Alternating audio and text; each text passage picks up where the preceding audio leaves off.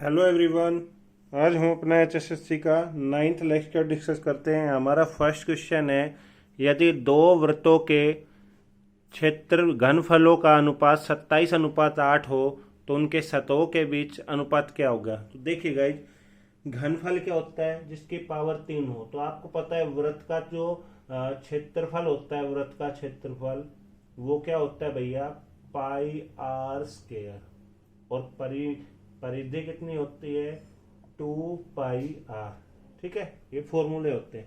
तो देखो घनफल कह रहा है, तो मैंने मान लिया भाई त्रिज्या है r1 की पावर 3 और त्रिज्या दूसरे को मान लिया r2 की पावर 3, क्योंकि दो अनुपात दे रखे तो दोनों का मान क्या होगा? अलग अलग। तो r1:3 की वैल्यू कितनी दे रखी है उसने? 27। और r2 3 की पावर कितनी दे रखी है? 8। तो R1 की अगर मैं क्यूब निकालूंगा तो इधर ये पावर जाके 3 हो जाएगी। और 27 मीन्स क्या होता है? देखो मैंने ऐसे लिखा 27, 3 नेम, 3 तिया, 3 एकम। तो देखो 3 3 के जोड़े बने तो कितना निकल जाएगा एक बार बाहर? 3। तो R1 कितना आ गया भैया? 3। ऐसे ही R2 निकाल लूंगा तो R2 के ये पावर 2, ये 3 इधर लेके जाऊंगा तो यहाँ पे क्यूब रूट लग जाता है और ये 8 हो जाएगा। तो ये 8 का कैसे होता है? ऐसे ही निकाल लेंगे। 2 के फैक्टर में 2 चौके 8, 2 दूनी 4, 2 एकम 2। तो 3 बार 2 है तो कितना बार आ जाएगा? 2।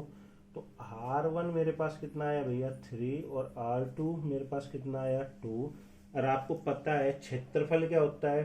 पाई R1 का स्क्वायर रेशो पाई R2 का स्क्वायर। तो R1 कितना था भैया? देखो पाई से पाई कट गया। R1 कितना आया था? 3। तो 3 की पावर 2। और R2 कितना आया था? 2। तो 2 की पावर 2। तो 3 की पावर 2 कितना होता है? 9। और 2 की पावर 2 कितना होता है? 4। तो मेरा आंसर क्या आ जाएगा? 9:4 आ जाएगा। आई होप आपको समझ में आ रहा होगा। मैं दोबारा से रिपीट कर देता हूँ। वो कह रहा है यदि दो वृत्तों के घनफलों का अनुपात 27:8 हो तो उनके सतहों के बीच अनुपात क्या होगा। तो आपको पता है क्षेत्रफल क्या होता है? पाई R²। तो परिधि क्या हो जाएगी भैया? 2 पाई आर। ये फॉर्मूले होते हैं। देखो क्यूब बोल रहा है, देखो बिल्कुल शॉर्टकट करना है तो 27 और रेशियो 8 लिखा। घन बोला तो मतलब क्यूब रूट लगाएंगे। ठीक है। तो 27 का क्या होता है? डायरेक्ट 3। देखो मैंने यहाँ लिखा 3 तिया 9, 3 तिया 9, 3 एकम 3। 3 निम 27 होता है, 9 लिख लिया। फिर 3 तिया 3 आया भागफल, फिर 3 एकम। तो कितनी बार 3? 3 गुणा 3 9, 9 तिया 27। तो 3 बार 3 होता है।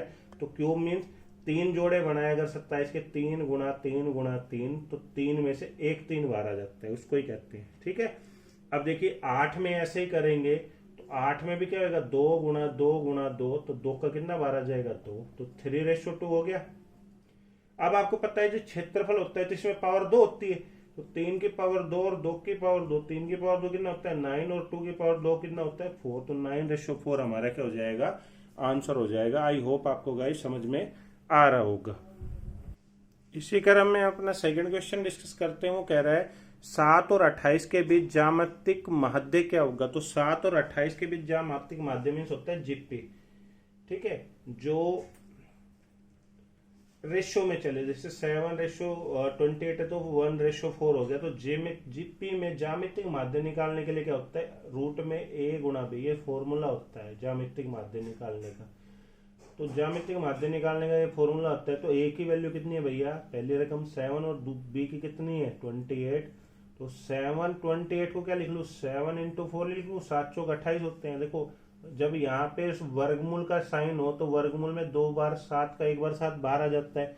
और 4 क्या होता है? 2 गुणा 2। तो 2 बार 2 का कितना बाहर आ जाएगा? 1 बार 2 बाहर आ जाएगा। तो 7 × 2 कितना होता है? 14। तो मेरा आंसर क्या आ जाएगा? 14 आ जाएगा। आई होप आपको समझ में आ रहा होगा। इसी क्रम में क्वेश्चन नंबर 3 की बात करते हैं। वो कह रहा है 10% ब्याज की दर से 5,000 रुपए पर 2 वर्ष का चक्रवृद्धि ब्याज ज्ञात करो। ठीक है भैया। थोड़ी सी राइटिंग थोड़ी ऐसी हो सकती है। तो ये क्या है? ब्याज। तो देखिए 10% दे रखी है हमें और चक्रवृद्धि ब्याज पूछ रहा है, जिसको सीआई बोलते हैं, कंपाउंड इंटरेस्ट। ठीक है।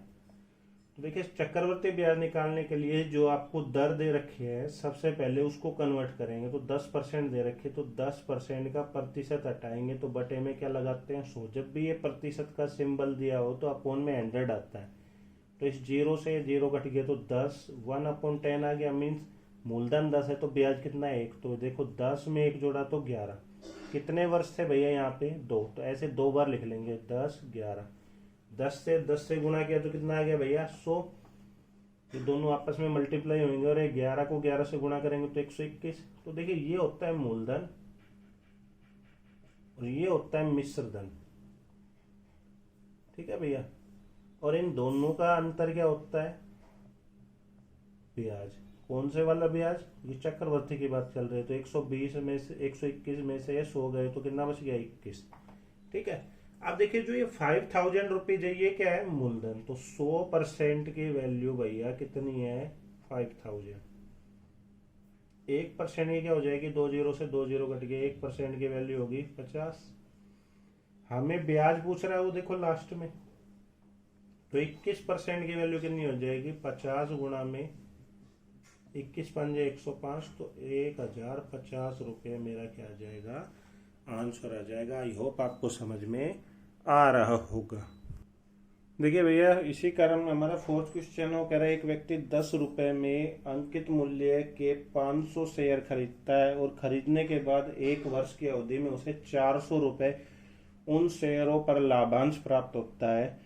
तो शेयरों का लाभांश कितना है परसेंटेज में पूछ रहा है। ठीक है। देखिए भैया भाई मैंने 500 शेयर खरीदे। कितने खरीदे भैया 500 शेयर।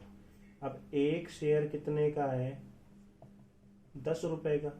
तो 500 शेयर कितने के हो जाएंगे भैया 500 गुणा में 10 कितने का हो गए 5000 रुपए के हो गए। 5000 रुपए के हो गए। लाभ कितना मिल रहा है 400 रुपए का। कितने का मिल रहा है भैया 400 रुपए का। और आपको पता है लाभ परसेंट क्या होता है, लाभ बटे क्रय मूल्य गुणा में 100 ये होता है। तो लाभ कितना था भैया 400 कितना था और क्रय मूल्य कितना था 5000 गुणा में 100। 2 जीरो से 2 जीरो कट गए। 50 दूनी 100, 4 दूनी 8। तो मेरे को कितना परसेंट का लाभ हो जाएगा भैया 8% का हो जाएगा। आई होप आपको समझ में आ रहा होगा।